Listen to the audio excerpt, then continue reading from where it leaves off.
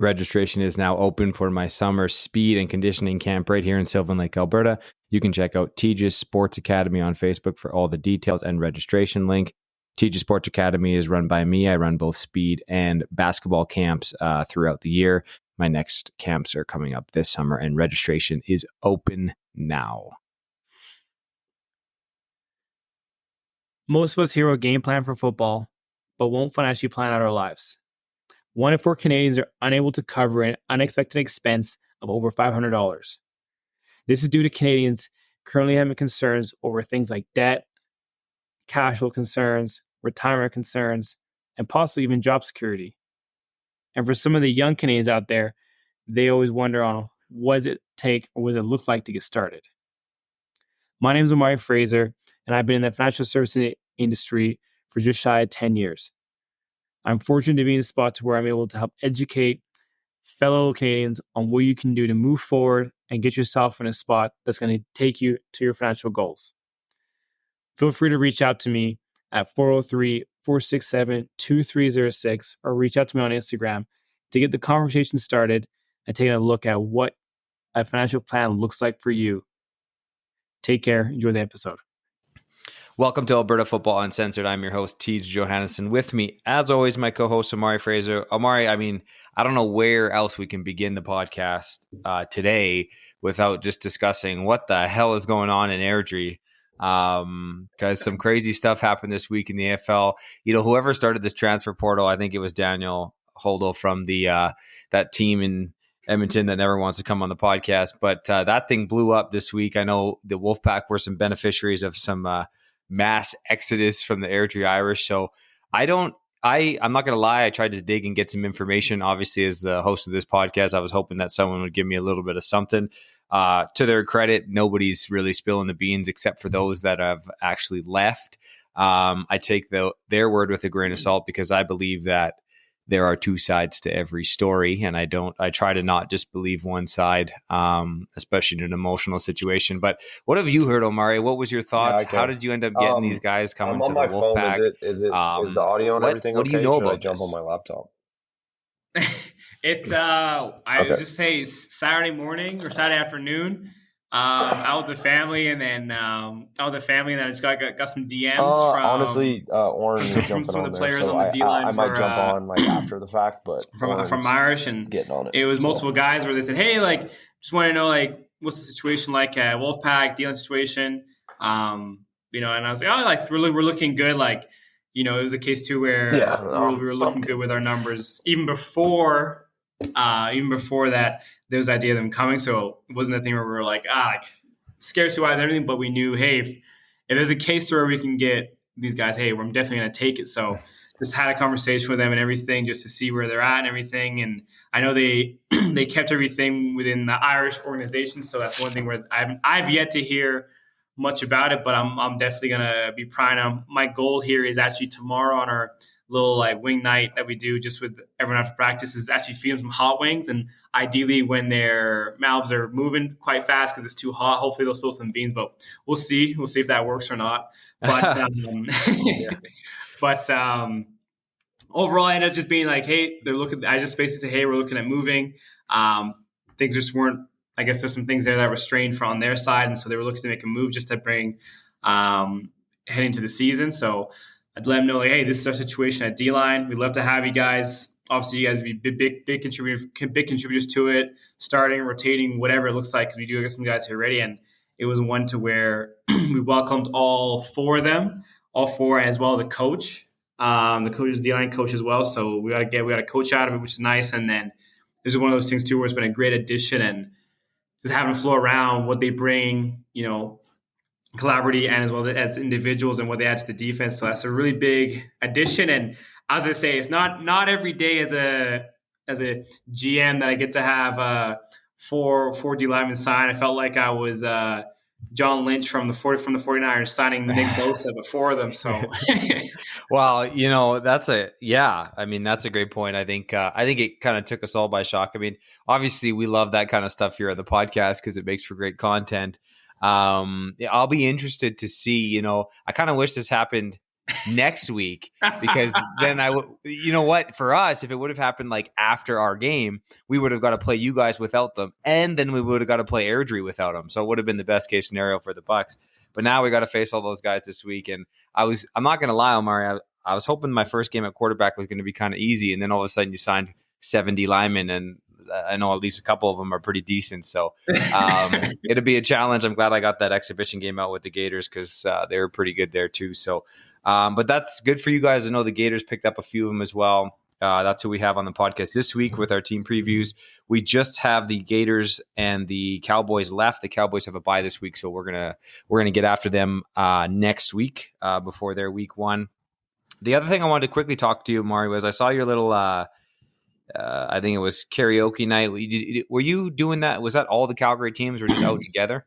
Yes. It was a great little rookie night that it was like a lip sync battle. So we had the Airdrie Irish out. It was fake karaoke. No one actually even sang. Well, we get on stage, and I thought like the mics was going to be live, but the mics were turned off. So we're like, oh, okay, it's just lip sync. But you know, I don't know if they wanted to trust a bunch of football players with that, but it was one to where we go on stage, you get going, and I'll tell you what, I have to give it to the Gators. They all bought into it. They had good songs, good caution, everything.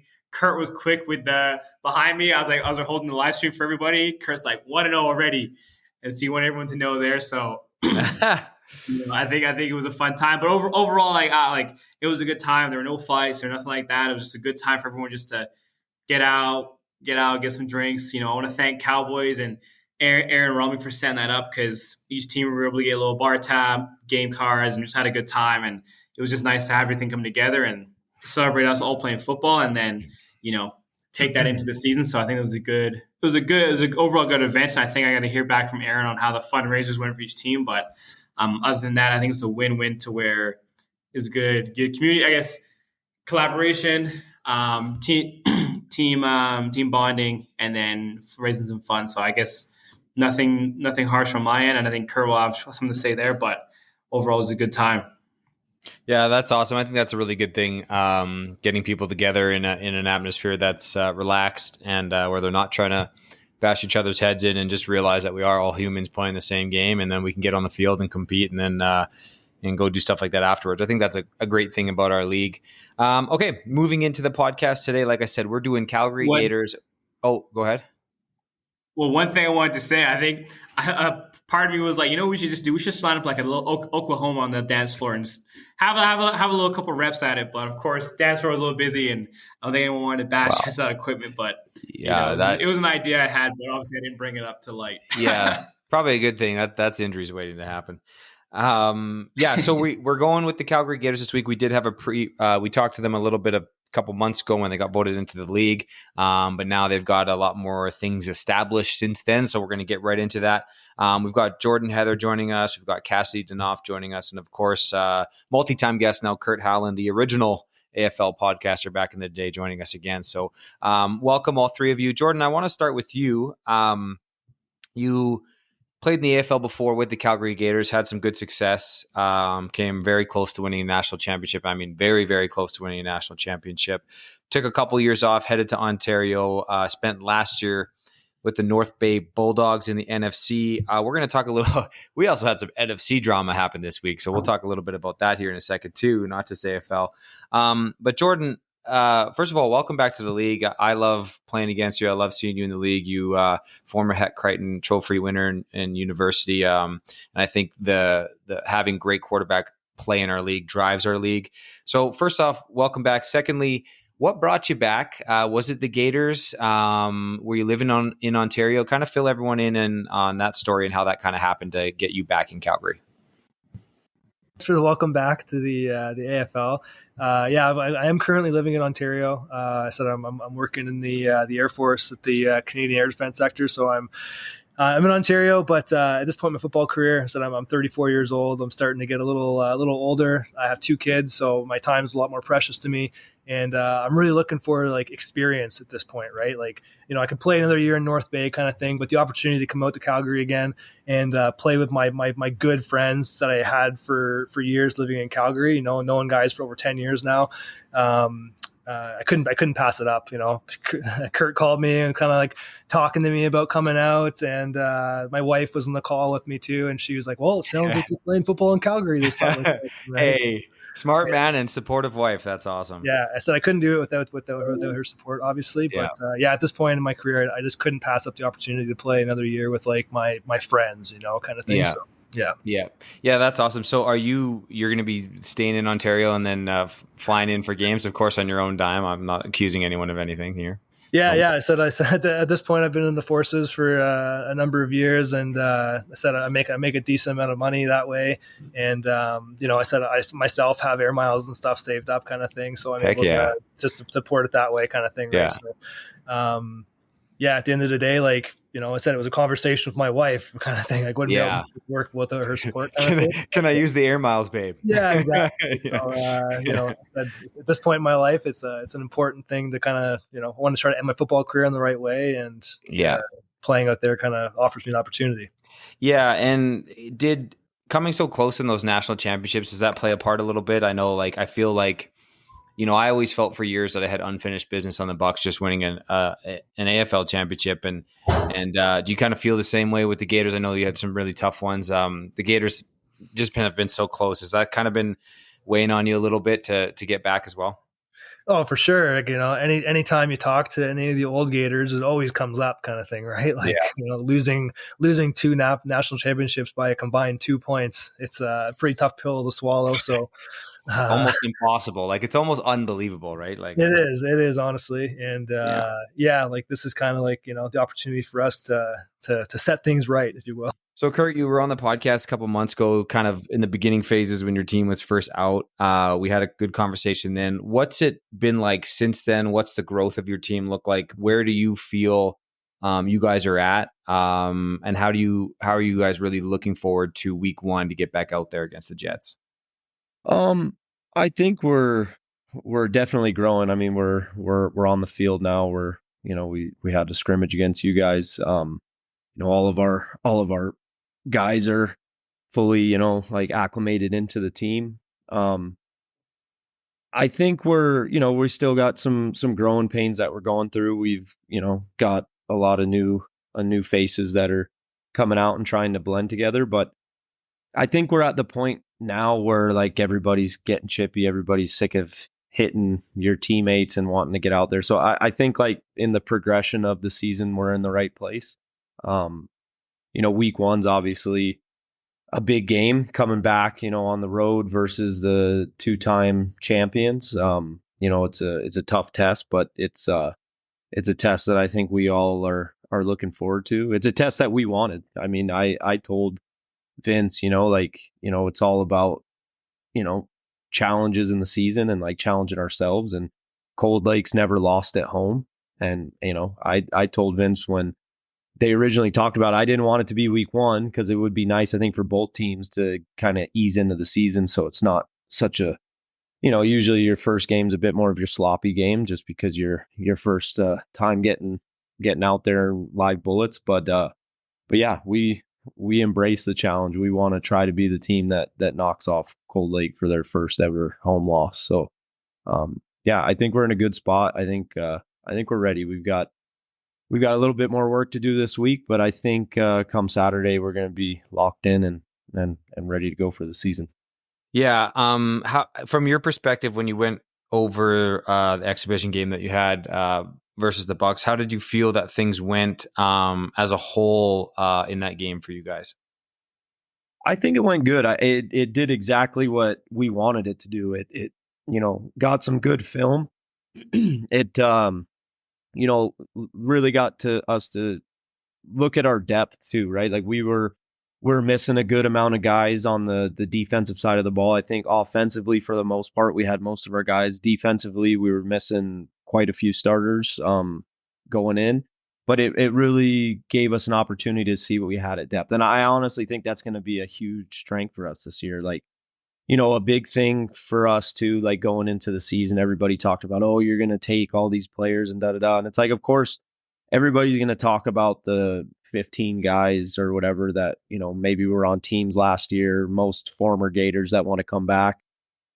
we've got a 60-man roster. So, I'm more interested to see what the other 45 guys are going to do, because all the other guys, we know what they're capable of. So it gave us a good opportunity to, to see what depth we have. And I think we have a ton of it. I mean, we're pretty solid across the 2 and 3 deep within the team. And, it gave us a good opportunity to be able to see that on film. Yeah, and you guys, I know Isaac wasn't there for you at the exhibition game, and there was some new faces. I think you got Cameron McPherson down there, played for Grand Prairie last year and was a good defensive back. So you have some options in that area. What going into Cold Lake? What are your kind of biggest challenges that you think you're going to face as far as going up there in a first game with kind of a new group? Probably extra hyped. How do you kind of control that and kind of get out? Because I know even in our exhibition game, you guys were clearly already sick of hitting each other and hyped to kind of get going. So is that something you work to kind of keep under control a little bit to make sure that you guys are on top of the game, not taking penalties and stuff like that, going up against a team like the Cold Lake Jets? Yeah, I mean, it's controlled aggression. Like we preach, like we want guys to be themselves. We want guys to be amped up, but you got to be able to control it and be smart about it. Like we don't want guys going out there and being so amped up that they're making mistakes and giving up plays and creating penalties. Like we want guys to fly around and play football. And, like at the end of the day, like I think we're prepared, usually the unprepared feel pressure. I don't think we feel much pressure because we feel, we're prepared to go up there and do what we need to do. So, it's just a matter of executing. I think both teams are obviously very good.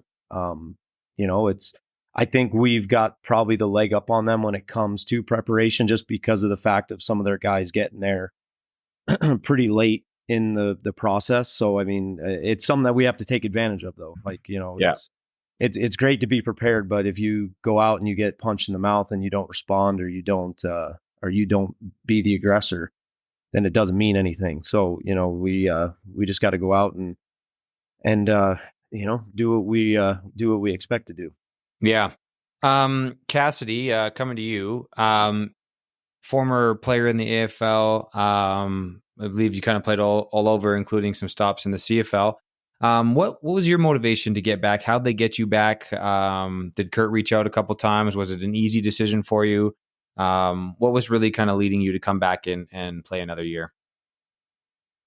To be honest with you, it started just with hanging out with Kurt. Yeah. And it really came down to, the truth of it is we were working on a job together in Saskatchewan, and we were watching some film, and we talked about it. We're like, man, I think that we could put something together that would be successful. And then I think that the other big part of it for me personally was, kind of Jordan alluded to it as well, is just all the friends that we had on the team. And, some of those, and we kind of all know as athletes and as football players, that when you stop playing with a group of guys, I mean, it's hard to maintain contact with everybody. Yeah. And it's a great way to get everyone back together. And, when Jordan was here previously in Calgary, it wasn't just like he was a Gators quarterback, right? Like we went camping together. Our wives hung out together. We played flag together, played touch football together. So, those relationships was something that, the way that I looked at it was, this is a great opportunity to not only play some football, which is obviously a sport that I love, which all these guys love, but also to just reconnect with a lot of people that I had lost touch with over the years.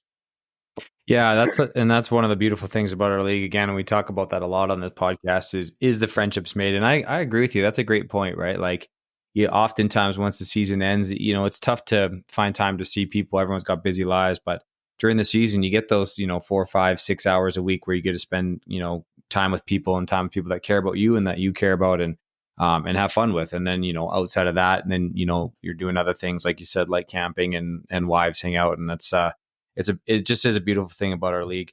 One, What are you feeling? Are you feeling Oh, go ahead, Omar. yeah, I was going to say one thing I wanted to ask everyone here, because this is one thing I've noticed now with some of the guys we brought out in Wolfpack and everything is there. I've been noticing for guys who've been away from football for a while, and they're back, I find them reminiscing about being back. And you can just tell, like, the way they move, their body language is like, man, I just miss this. And a lot of action, a lot of emotions coming out of guys when they move and how they're feeling and how they're excited. Is that something that you guys are noticing too, where guys are just really getting that reminiscent feeling? I mean, maybe to comment on that, like the biggest thing I would say with that is like just the previous relationships that we had. And actually, after we had our mini camp in Calgary, it was one of the things that Jordan actually mentioned, that it was just incredible how all the receivers that he had played with previously, like they're just in the same spots that he was used to. And I think a big part of that is it's sort of like muscle memory, where you get to know each other on a level that's just even beyond the AFL, where you're playing flag together, you're playing touch together, and you're just really on the same page that way. So I would agree with that.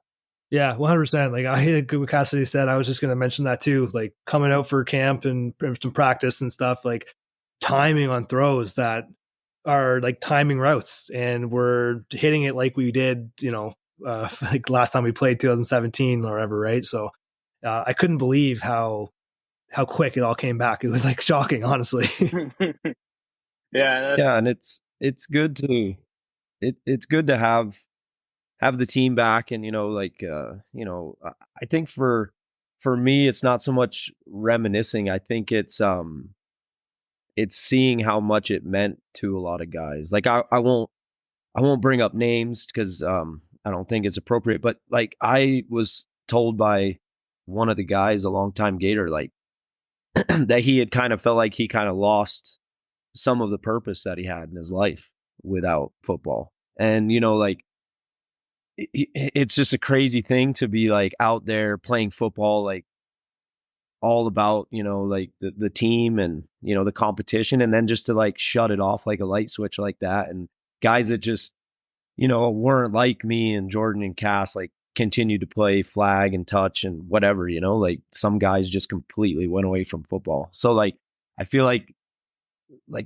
they didn't realize how much it meant to them until they came back, and they're like, man, like you could see almost like a spark in them, and like even their families being like, man, it just seems so much happier. So I mean that's been rewarding, and it makes me realize that no matter what happens moving forward with myself, the team, everything, like it was the right decision to bring the team back. Like that kind of stuff kind of reassures that what, like this wasn't like all going to turn out to be some huge mistake.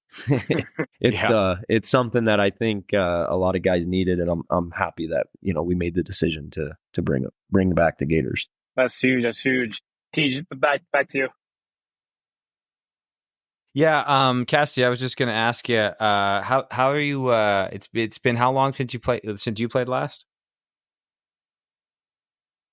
So actually, I played last year overseas in the Netherlands. Oh, so, yeah, not as much as of a break for me, as opposed to some of the other guys, but I mean, it's certainly different. I mean, overseas, it's American rules, it's not Canadian rules, so there's always that kind of adjustment period. But I was, very much like Oren. I think I was one of these guys that just, even when I wasn't playing Gators, I was playing flag, I was playing touches. And, for me, I just love the game so much that I'm the kind of guy that I'm going to try and get out there and play as much as I can. Okay, yeah. So you're in good shape. You're ready to go. That's good. Talk to me a little bit. That's interesting. What's football like in the Netherlands? It was a really cool experience. So I spent a few years overseas in a few different countries. I was in Germany for a bit. I was in Australia for a season, and then kind of just found myself in a really interesting scenario with the Netherlands, and I was kind of, like a lot of people I think on this podcast right now, I was at a stage where I didn't want to continue bouncing around to different teams in Europe. I wanted to kind of stick with one. And really that's, ever since, my personal exodus from the Gators, that's really what I did, is like I just kind of stuck with that one team. Mm-hmm. And you know what, what I'll say is like they're very passionate about football. They certainly don't get at times the level of coaching that we get here. And then also the time commitment is much different, where they, from a very young age, they're practicing, almost like we do in the AFL 2 days a week, where, as when we were kids, if you guys can remember, like we would be practicing 4 days a week with a walkthrough and a game. So Yeah, of course. yeah, the time commitment's just a little bit different, but it was, I think for myself, I'm at a stage in my life and my career where I really enjoy coaching. I really enjoy, developing, some of the younger talent. And that was probably one of the best aspects about being out there in the Netherlands. If you were to, because I get this question quite a bit, and I don't really know the answer. Playing overseas has never been something that's interested me, mostly because I have massive anxiety with flying. Maybe Jordan can help me with that, considering that's kind of what he does. But what would be a good way for someone who might be looking to take that route? Like, I know there's football in Sweden and Germany, but I didn't even think the Netherlands. So for people looking to go that route, what's kind of the best way for people to find ways to do that? You know what I would say, and and we actually have a couple guys in our squad right now that are interested in looking at overseas options. And what I would always say with that is that it's you have to very much consider it like it's any other job, where you can't expect to go out there and be signing with a top team making top dollar your first year. Like, the biggest thing is to get out there, go to a team, and what I always tell guys is just do the right things. And by right things, I mean be a low maintenance player. Mm-hmm. Come to practice every day, work out, do the right things. Realize that when you come out to Europe as an import, which is what we are basically as Canadians, and obviously Americans as well, is that you're representing, your country, where you're coming from. So you want to make sure that, that you're doing the things that make it easier for that team to recruit guys from where you're from as well. So, and then from there, you build some film, and it's a very different structure out there with the leagues. There's a lot of different leagues at different levels. Mm-hmm. So as long as you can get out there, put on some good film, and then you'll find yourself, like I said, like any job, you can move pretty quickly up the ladder. Right. Mm-hmm. That's awesome. It's just cool that there's a lot of different opportunity out there for that kind of stuff and to kind of experience the world. My wife and I've talked about in the past. She's a teacher, so she's got the opportunity to teach overseas and stuff. So it's definitely something that maybe we look at doing in the future. So it's, and I know a lot of people might be interested in that and experiencing the world. So that's really cool. Jordan, talk to us a little bit about the NFC AFL difference. So now you've kind of played both. I know, of course, we have the downs are a little bit different, but did you notice anything else besides obviously the 4 downs that differed from playing in the NFC week to week compared to playing in the AFL? Yeah, so I think like it's a very similar league, obviously. I think in the NFC, there's more teams, especially in the northern areas. There's a lot of teams that have like a smaller market kind of thing. Mm-hmm. I know down in Toronto, like GTA kind of pulls from a couple different areas that might hurt other teams. There's some weird rules around recruiting in Toronto, where GTA has only this section of town they can recruit from, and Oakville has this section of town. So like there's weird rules about it. Like with Calgary, for example, with with Airdrie and the Gators and the Wolfpack, like we would basically be restricted to like, oh, okay, Wolfpack's the Northwest team, and they're going to recruit from this side, and Airdrie's only Airdrie, and like stuff like that. Right. So it's a little different. I find in the football, it's very similar, but yeah, I find the NFC has so much more drama. And like even what's going on right now, like just from my insight from last year, like the owner of our team, he's on the board obviously for the NFC, and the conversations that he would talk to me about, I'm just like, like, what are you guys doing? This isn't like men's football. Like, why are you guys getting into this stuff? Like, trying to kick teams out of the league, trying to, it's kind of funny that way. So I think the AFL as a whole was like the organization is run better than the NFC is. And I said, as far as the level of football goes, like, obviously GTA is the team down on this side of the country, but the football, it's all the same. It's just guys who put their helmets on, go out and play on the weekends, and go to work on the week, right? So it's all the same stuff. Are you going to miss 4 downs? It changes things a little bit. Obviously, there's a little more margin for error. Yeah. But I am looking forward to getting back to the 3-down football and the different kind of like strategy and play calling and stuff you can do in the 3 downs. Like each play means more, right? So yeah, I'm looking forward to that challenge again. Yeah, and have you heard anything like through the people that about what exactly is going on down there right now? So for those that don't know, I mean, I have very little information as well, but apparently 5 teams left the NFC and are starting their own league. Do you have any more info on that, Jordan? Yeah, I don't know much more than that at this point. Like I said, I've been pretty lucky here. I have teammates from last year who are currently going to be playing in the Bulldogs who have been kind of supporting me here a little bit with throwing and, keep my arm going and stuff like that. And we will chat after we throw. And they mentioned this. And I think it all kind of stemmed from the league wanting to remove GTA from the league potentially, or teams not wanting to play them anymore. And they kind of decided to, okay, we're going to break off and start our own thing. And it's mostly like the northern part of the conference apparently, but I don't know much more besides that. Is North Bay a part of that, or is North Bay staying in the? No, I think North Bay is sticking in the NFC side of things, which would be more like I think GTA is going to stay with that group of teams, and then I think Hamilton and Tri-City, stuff like that. I think some of those teams are staying, but I'm not sure of the exact logistics behind it all right now. Yeah, it's going to be interesting whenever that does come out, as far as like who's going to the new league, what that new league is going to be called, who's staying in the old league, and then all of a sudden what happens with the national championship. So that's what's most kind of concerning to me, is like what goes on here, because are we going to have a junior situation now where the winner of this new league plays the winner of the old league to represent the Ontario, or do we go as far as bringing in the Maritimes League, which I know people have talked about doing before, and creating a true national championship? So I'm interested to see if that conversation happens between the AFL and the NFC and whatever this new league is, especially since the fact that GTA is the defending national champion. So, I mean, they should have a say in that as well.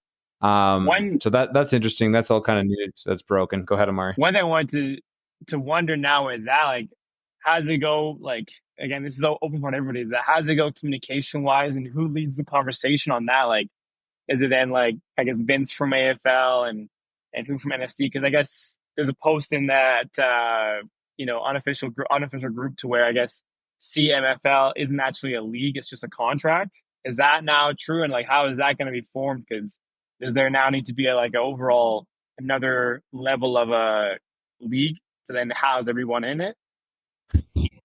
And this is open to anyone to see what they have to say. Yeah. Well, I mean, there's actually a call going on tonight within the AFL just to kind of discuss what's going on. I've kind of been able to be somewhat privy to some of the conversations and what's happening. I think right now, the AFL is in a pretty good position of being able to kind of dictate terms on like what they want to do. And I don't think the AFL needs to like try to hold it over either of the league's heads, but I think the AFL needs to, really, they need to kind of really look and see what is going to be best for the future. Cause I mean, on my end, my biggest thing is like, when I started hearing all this, I was like, man, if there's no national championship and, we don't, what's the point? We've got to go out and win it. Right. But like, we want a chance to play GTA in Calgary. Like that's a huge goal. And for me, it's like, I've dealt with some of the teams, just being league president and going and playing over there and dealing with some of these guys that run, I guess it would be the new league, which I think, if I remember correctly, I think it's supposed to be called like the Power 5 League or Yeah, that's what I 5-star was league or hearing. something.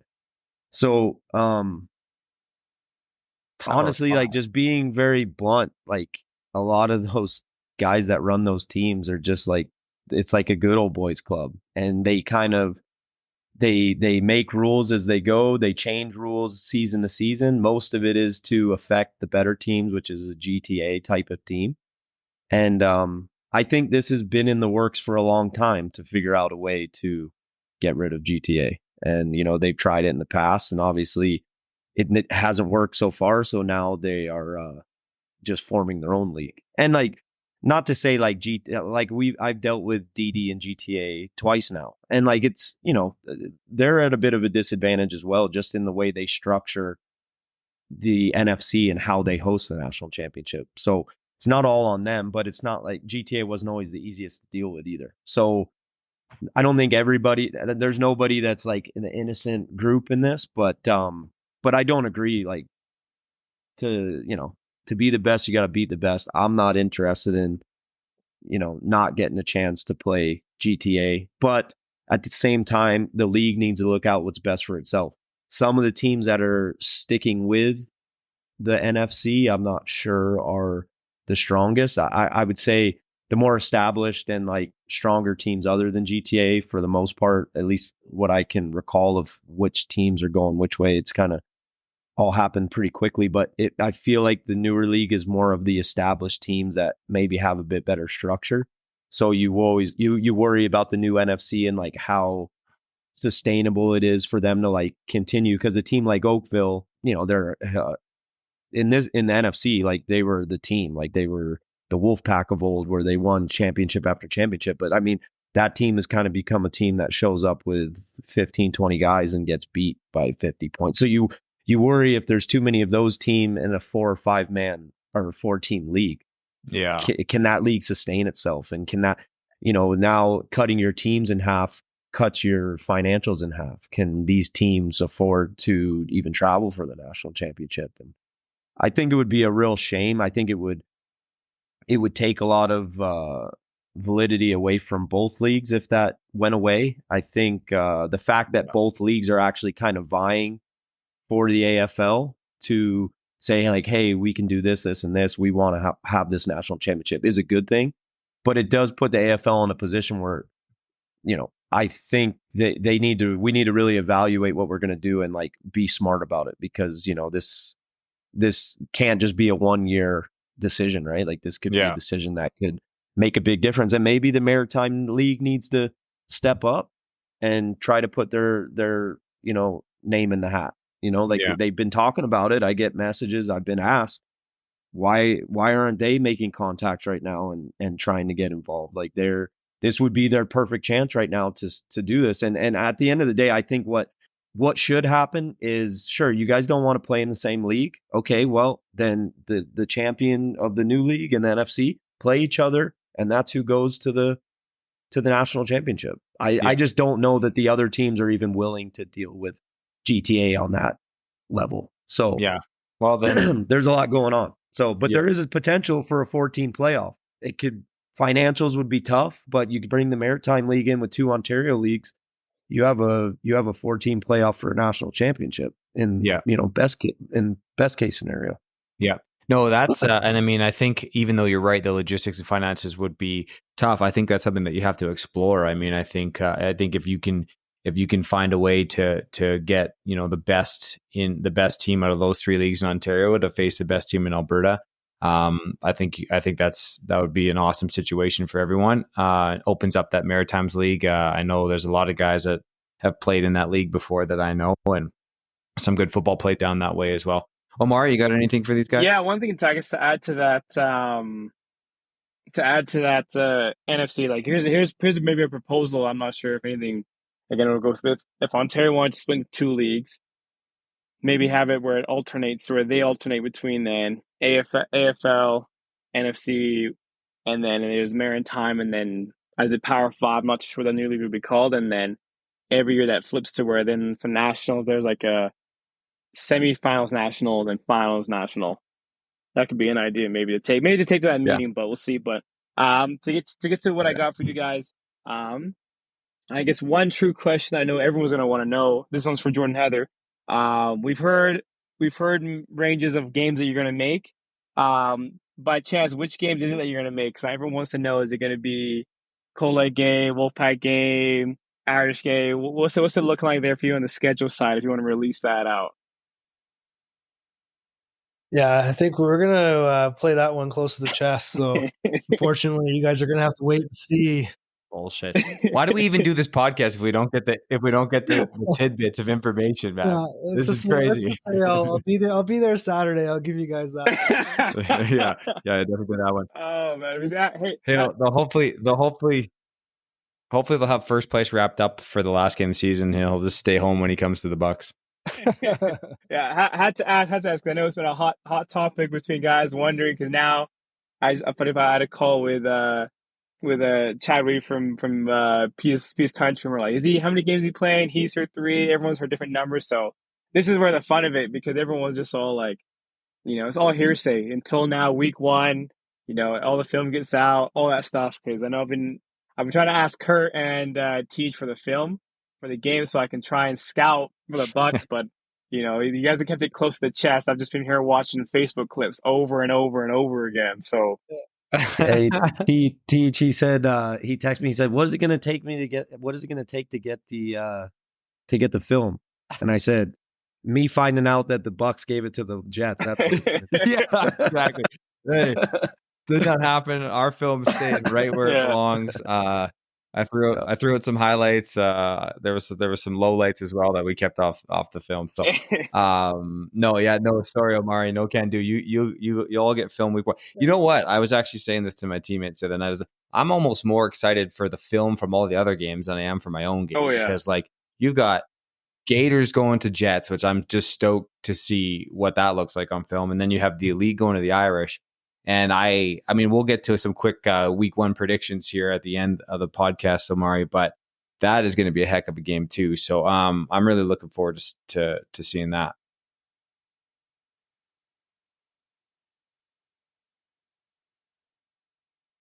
I think Omari. Omari cut. Okay. Hey, Omari, you back? Had a minor malfunction there, and that's so fine. Go ahead, Omari. And then when it comes to the jerseys, now this is now where I think you guys just had your jersey release video and everything with Double D Shots. How many jersey do you guys have? Because I think that was one thing. When I was in junior, everyone would say the Gators are like the Oregon of the AFL, where you guys had jerseys on deck with different combos and all that. So, is there a set number you guys have for that, or how many combos you guys bringing out this year? I was trying to do the math on it. Technically, I think between all the combos we can do, I think it was like 9 or 12, something like that. Oh, wow. Oh, nice. Because we have our, we'll do our Wounded Warriors game, but then we have all blue, all black, all white. You can go white tops, blue bottoms, blue tops, white bottom, with all the combos, I think it's something like that, 9, 12 or something. And then just to, I guess, on the logistical side, how did it go sourcing all that? Like, who's your connection for that? Because I know it's one thing where everyone's trying to find the best deal and everything. Do you have any tips you can give for all the teams, just logistical wise, sourcing new jerseys and everything on that side? Yeah, I mean, you can go with the cheapest. I mean, I think we kind of went middle of the road. The biggest thing is just networking through the league. Like, I think we had talked with the company that's doing the Jets uniforms. Tyler hooked us up with who was doing the Irish uniforms. But it's all about direct to source, right? Like, you can go through a company in Canada, or you go direct to the factory that makes them, and you cut the middleman out. Really is the best way to do it. So yeah, I mean, we ended up going with the same company that did the Irish's uniforms. It was a little bit more expensive than the Jets, but we just, quality wise and everything, that's what we decided to go with. But honestly, like, if we would have hooked up with the Jets people sooner and we weren't so far along in the design process, we probably would have went with them, just because the price was so much lower. So it really comes down to, what you're looking for, if you're willing to spend a little bit more money. Like for us, it was tough, right? Like we contemplated only getting, one or two sets of uniforms to start. And then it was just like, you know what? The more uniforms you have, the more combos you have, the less wear and tear you put on them. And you could wear those uniforms for a ton of years because you might only play 2 games in a set. And, 2 games every season, realistically, you can make those last for quite a while. So, yeah, I mean, it's been good. Honestly, I'm sure there's the backdoor sideways bullshit talk where guys want to, talk about us behind our backs and all that, which is fine. But honestly, for the most part, I feel like the connections that I've had over the years that I've asked for help within the league, you two included, everybody's actually been really good about it. And I feel part of that is like, I help with the league even when I'm not playing. There's a lot of guys that still play within the league. So I think there's a mutual respect from a lot of guys around the league willing to help. Oh yeah, definitely. I feel that's something that for everyone here is where anything on the logistics side, I think we're all on agreements. We're like, hey, we'll all come together because it's a case to where we can help each other find a way to do it cheaper and better. It just all reflects in our budget sheets on that end. And then Cassidy, for you, one question I got for you now is when it comes to, I got 2 questions actually. I got a juicy one here because I know this is one that some of the guys at Wolfpack were asking. When it came time to when Gators wrapped up, what was your reasoning for not wanting to go to the Wolfpack or another Calgary team to keep playing, or for other guys like yourself not to go to Calgary Wolfpack? Yeah, like and I think there's a couple of very good reasons for that. Is number one is, like I've always said, is I want to play football with my friends. So when guys like Kurt, even though you could ask any guy in our team, Kurt and I, we do disagree sometimes, and we do have the occasional spat, but I wanted to play with my friends. I didn't want to play with people I didn't know, and that's Jordan included.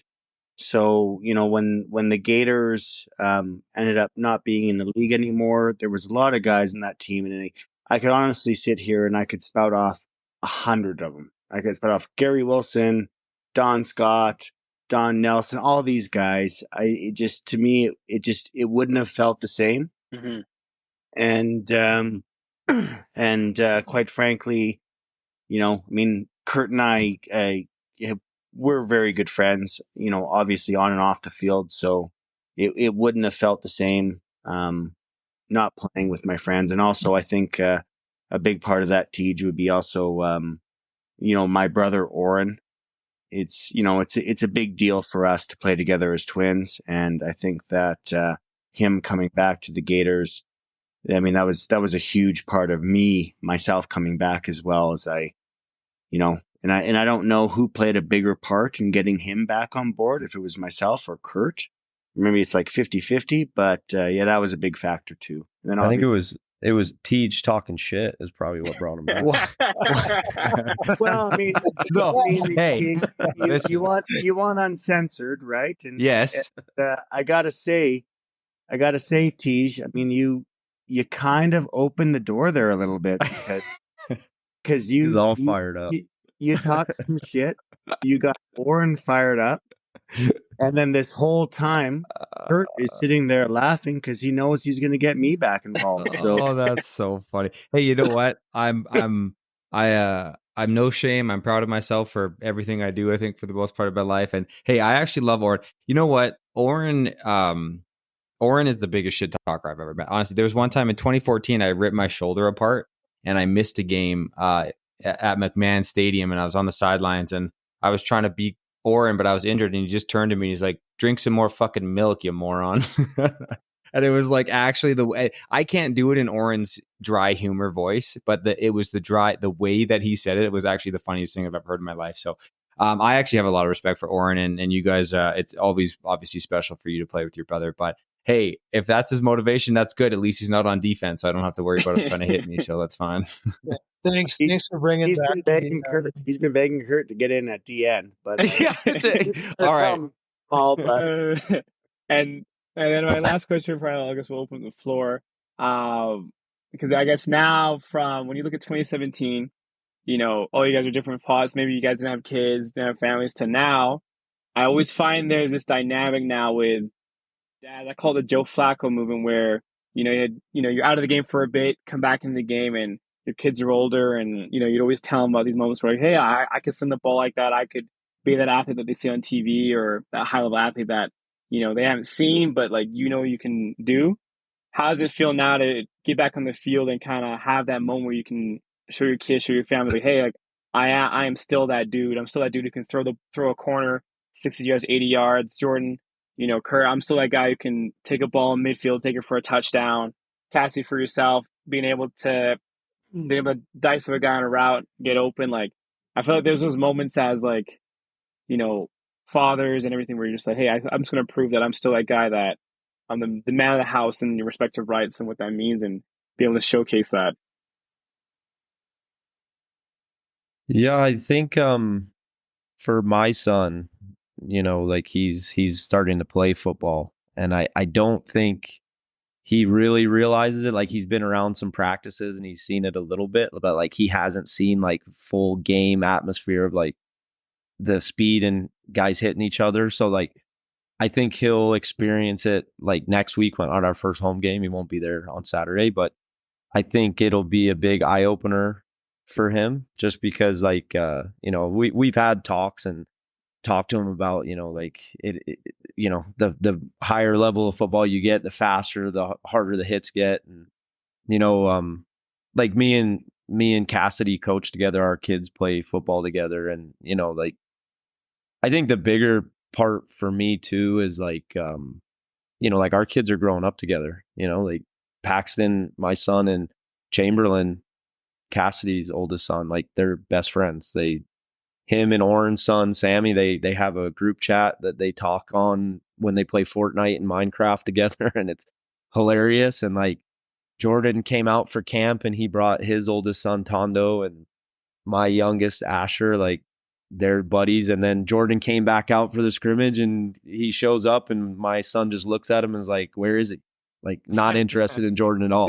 So it's just, that's the rewarding part of it too, is like, we have kids that have grown up since babies, and they're all friends, and yeah, it'll be good to get out there. And like I think it'll be a big surprise when it comes to how the kids react, and like when they actually get to see like this level of football.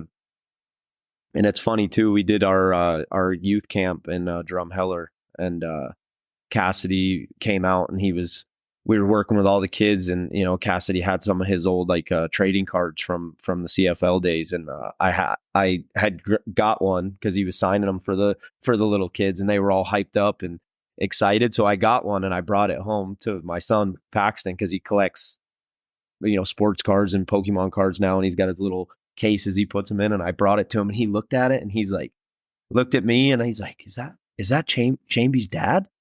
I'm like, yeah.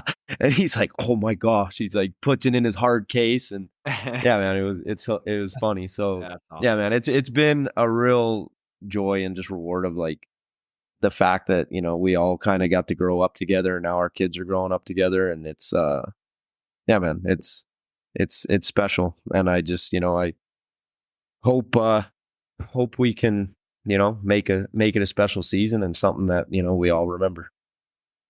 Mm-hmm. And then Jordan, for you, because when in 2017, when you last played, did you have any kids then?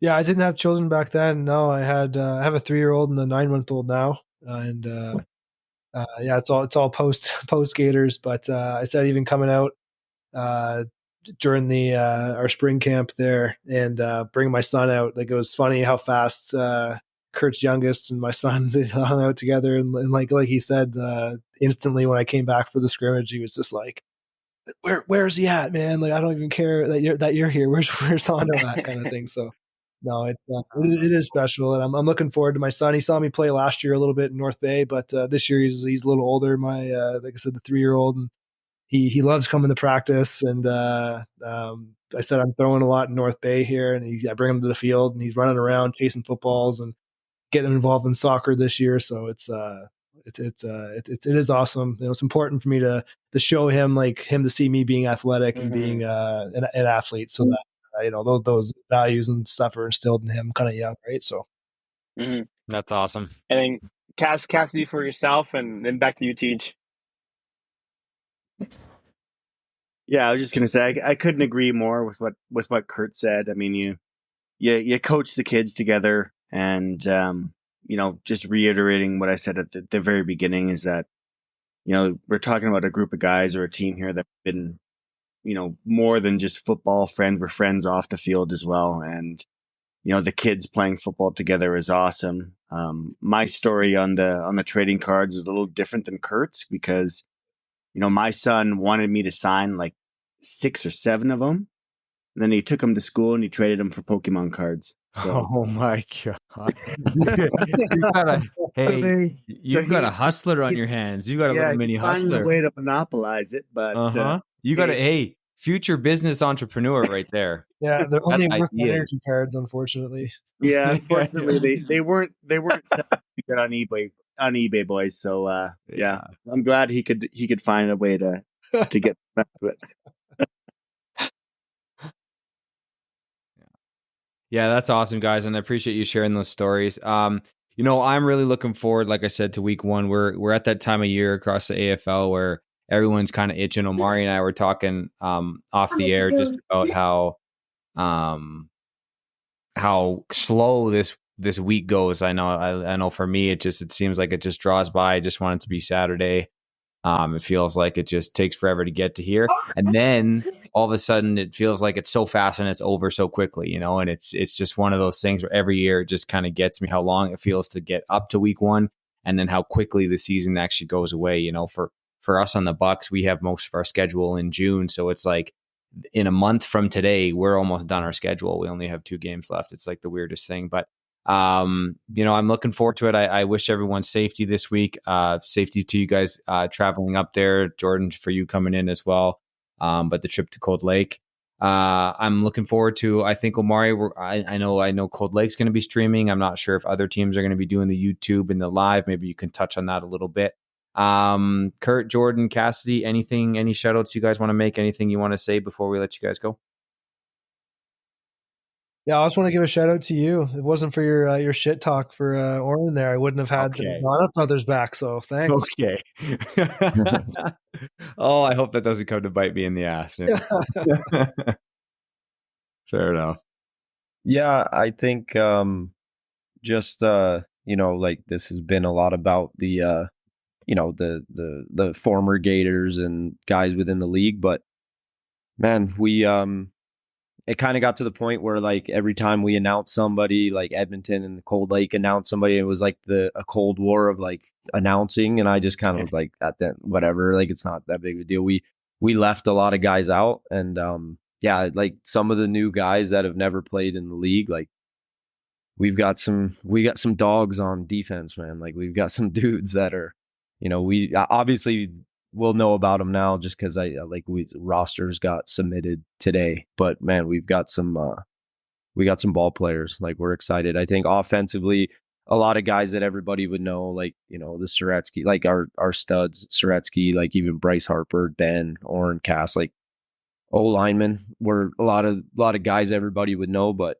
yeah, man, defensively we've got some young, like fresh out of school type DBs and linebackers and some really good D linemen. Like we're excited about our defense. I'm just excited. Like this is the worst part of the year for me, where it's like it's just drama and like rumors and shit talking, and it's like, man, I just want to get to the games and play football. Like I'm worn out on all the BS talk, and now it's like we just worry about football, which I'm excited about. So yeah, shout out to you guys. Shout out to everyone around the league. Hopefully everybody has a safe and healthy season. It'll be fun to see a lot of guys like Levitsky, Glenn, all those guys. Like haven't seen them in football uniforms, all of us in a long time. So it'll be good to see a lot of these guys in that setting. And Looking forward to a good game. Like I told guys at practice last night, like there's a lot of like built up,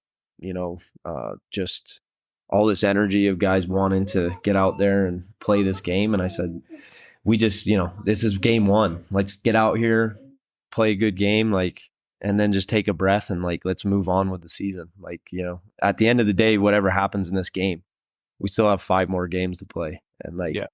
Edmonton looks like they're going to be solid. I'm sure Anton's going to have Airdrie ready. You guys are going to be ready to go. Like, this is a big game, but it's not, we can't put all our eggs in the one basket. So, it's exciting. I think, it definitely has me pumped and motivated, and yeah, we're ready. Build up, man. You got the build up. Like I'm sitting here right now, hearing talk, and I'm just like, fuck, man, I can't play, right? So yes, I love it, and that's what, that's exactly it. It's that that anticipation that is just like almost a little bit too much, and you just need. I said it's not even like I need kickoff. I just need to like drive into the parking lot on game day, and just get out, unpack my essential oils and put them on my stuff, and do my 2-hour pregame routine that I just like have fall. You know what? When I was younger, I hated showing up early to football. Coach was like, "You got to be here 3 years early."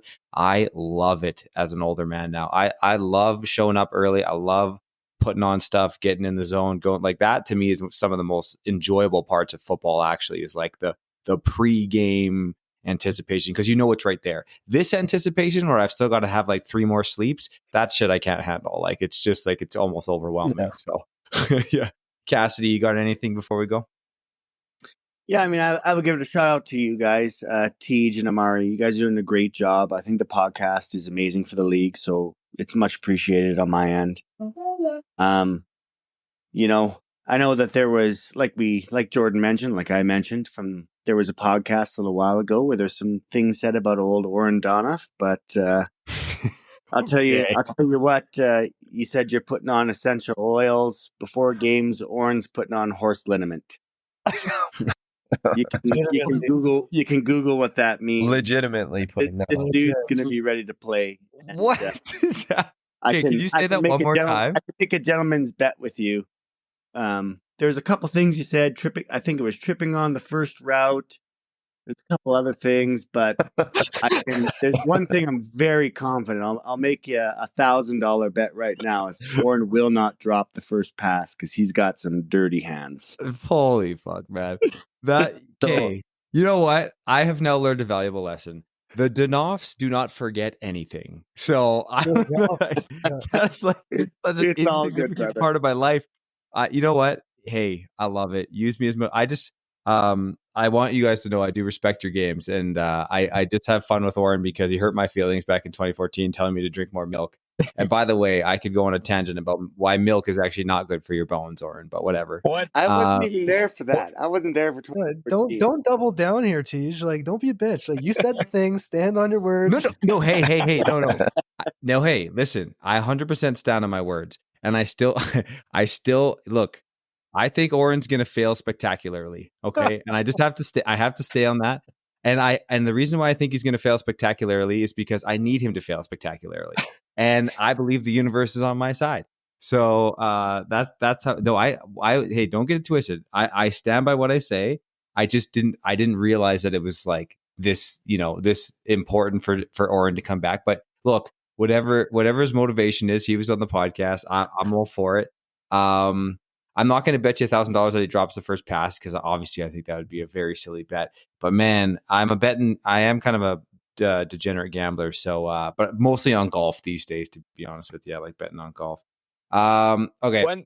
Anyways, before this goes off the rails, I gotta add a quick point here. I wish you guys luck. I appreciate you, Jordan, for coming on here. We've been trying to get you on here for a while. We even tried a little bit last year, but so I appreciate you being able to come on. Kurt, as always, we will definitely see you again on the podcast, I'm sure. Cassidy, thank you. Good hearing from you and hearing some cool stuff about if guys want to play overseas. I think, we try to give that kind of information on the podcast for guys and just open up the world of football. Good luck to everyone this week. Week 1. Sorry. You know what? Sucks to be the team that has the bye on week 1. So sorry, Pete's Country. That sucks, but the one benefit is you get film of everybody before you actually have to play everyone. So that's also kind of nice. Omari, send us out. Hey, you can still hear me? Can you still? Omari's gone. No. Okay, I'll send us out ourselves. All right. We had some technical difficulties today, but the podcast, when you guys hear it's going to sound great after I spend some time editing it. So again, thank you guys. Have a good night and good luck this weekend. Travel safe. Much Appreciate you, Teach. You bet. Thanks. See you, boys.